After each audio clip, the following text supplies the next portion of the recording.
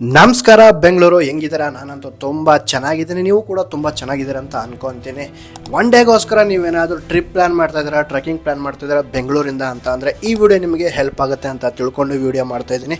So ವಿಡಿಯೋನ ಎಲ್ಲರೂ ಕೊನೆ ತನಕ ನೋಡಿ. ಈ ಪ್ಲೇಸು ಬೆಂಗಳೂರಿಂದ ಜಸ್ಟ್ 60 ಕಿಲೋಮೀಟರ್ ಇರುತ್ತೆ. ಇದನ್ನ ಬಾಣಂತಿಮಾರಿ ಬೆಟ್ಟ ಅಂತ ಕರೀತಾರೆ. ಈ ಬಾಣಂತಿಮಾರಿ ಬೆಟ್ಟಕ್ಕೆ ನೀವು ಒನ್ ಡೇಗೋಸ್ಕರ ಟ್ರಿಪ್ ಪ್ಲ್ಯಾನ್ ಮಾಡಬಹುದು. ಈ ಬೆಟ್ಟಕ್ಕೆ ಯಾವುದೇ ತರ ಎಂಟ್ರಿ ಫೀಸು ಅಥವಾ ಟೈಮಿಂಗ್ಸ್ ಇಲ್ಲ, ನೀವು ಯಾವಾಗ ಬೇಕನ್ನ ಹೋಗ್ಬೋದು, ಫ್ರೀ ಆಗಿ ಹೋಗ್ಬೋದು. ನೀವುಗಳು ಒಂದ್ ವೇಳೆ ಏನಾದರೂ ಗಾಡಿ ಅಥವಾ ಕಾರ್ ತಗೊಂಡು ಹೋಗಿದ್ರೆ ಗಾಡಿ ನಿಲ್ಸಕ್ಕೆ ಅಂತಾನೆ ಸಿಕ್ಕಾಪಟ್ಟೆ ಪಾರ್ಕಿಂಗ್ ಜಾಗ ಇದೆ, ನೀವು ಎಲ್ಲಾನ ಗಾಡಿ ನಿಲ್ಲಿಸಬಹುದು. ಹಾಗೆ ಬಾಣಂತಿಮಾರಿ ಅಮ್ಮನವರ ದೇವಸ್ಥಾನ ಸಿಗುತ್ತೆ. ಈ ದೇವಸ್ಥಾನದಿಂದಲೇ ಈ ಬೆಟ್ಟಕ್ಕೆ ಬಾಣಂತಿಮಾರಿ ಬೆಟ್ಟ ಅಂತ ಹೆಸರು ಬಂದಿದೆ ಅಂತ ಇಲ್ಲಿನ ಜನಗಳು ಹೇಳ್ತಾರೆ. ಈ ದೇವಸ್ಥಾನಕ್ಕೆ ಅಂತಾನೆ ಕಲ್ಯಾಣಿ ಕೂಡ ಇಲ್ಲಿ ನಿಮಗೆ ಸಿಗುತ್ತೆ. ಈ ಕಲ್ಯಾಣಿ ಪಕ್ಕದಿಂದಲೇ ನಿಮಗೆ ಈ ಬೆಟ್ಟದ ದಾರಿ ಶುರು ಆಗುತ್ತೆ. ನೀವು ಈ ಬೆಟ್ಟಕ್ಕೆ ಬರ್ತೀರಾ ಅಂದ್ರೆ ತಿನ್ನಕ್ಕೆ ಏನಾದ್ರು ತಗೊಂಡ್ ಬನ್ನಿ, ಯಾಕಂದ್ರೆ ದೂರ ತನಕ ತಿನ್ನಕ್ಕೆ ಏನು ಸಿಗಲ್ಲ. ಕುಡಿಯಕ್ಕೆ ಬೇಕಾದ್ರೆ ನೀರಿನ ವ್ಯವಸ್ಥೆ ಇರುತ್ತೆ. ಬೆಟ್ಟದ ಸ್ಟಾರ್ಟಿಂಗ್ ಪಾಯಿಂಟ್ ಅಲ್ಲಿ ಬಾಣಂತಿಮಾರಿ ಅಮ್ಮನವರ ದೇವಸ್ಥಾನದ ಪಕ್ಕದಲ್ಲಿ ನಿಮಗೆ ಕುಡಿಯೋ ನೀರಿನ ವ್ಯವಸ್ಥೆ ಮಾಡಿದರೆ ನೀವು ಇಲ್ಲಿಂದ ನೀರನ್ನು ತುಂಬಿಕೊಂಡು ಮೇಲಕ್ಕೆ ಹೋಗ್ಬೋದು. ಆದ್ರೆ ತಿನ್ನಕ್ಕೆ ಏನು ಸಿಗಲ್ಲ.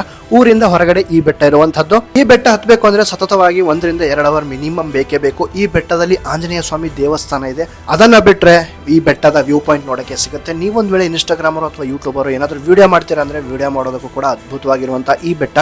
ನೀವು ಒಂದ್ ವೇಳೆ ಫೋಟೋ ಲವರ್ಸ್ ಆದ್ರೆ ಈ ಬೆಟ್ಟದಲ್ಲಿ ಒಳ್ಳೆ ಫೋಟೋಗಳನ್ನ ತಕ್ಕೋಬಹುದು. ಹಾಗೆ ಟ್ರೆಕ್ಕಿಂಗ್ ಅನ್ನ ಕೂಡ ಎಂಜಾಯ್ ಮಾಡಬಹುದು. ನೀವು ಒಂದ್ ವೇಳೆ ಈ ಜಾಗಕ್ಕೆ ಬರೋ ಪ್ಲಾನ್ ಮಾಡ್ಕೋತಿದ್ದೀರಾ ಅಂತ ಅಂದ್ರೆ ಈ ವಿಡಿಯೋ ನಿಮಗೆ ಹೆಲ್ಪ್ ಆಗುತ್ತೆ. ಸೊ ನನ್ನ ಪೇಜ್ ಅನ್ನ ಫಾಲೋ ಮಾಡ್ಕೊಂಡು ಈ ವಿಡಿಯೋನ ಸೇವ್ ಮಾಡ್ಕೊಳ್ಳೋದನ್ನ ಮರಿಬೇಡಿ. ವಿಡಿಯೋ ನೋಡಿದ್ದಕ್ಕಾಗಿ ತುಂಬಾ ಧನ್ಯವಾದಗಳು. Thank you so much. ನಿಮ್ಮ ದಿನ ಶುಭಕರವಾಗಿರಲಿ.